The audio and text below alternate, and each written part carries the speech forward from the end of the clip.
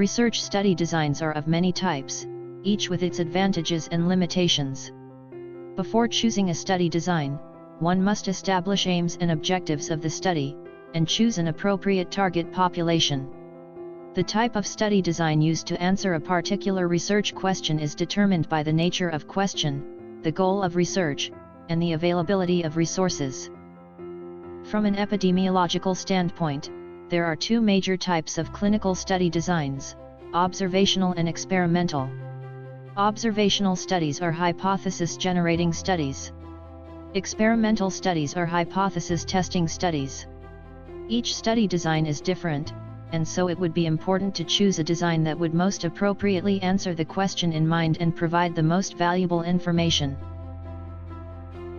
Randomization minimizes the differences among groups by equally distributing people with particular characteristics among all the study groups.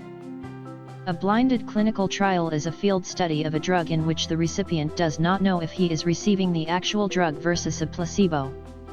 Placebo is typically a drug that resembles the drug to be tested in certain characteristics such as color, size, shape, and taste, but without the active substance.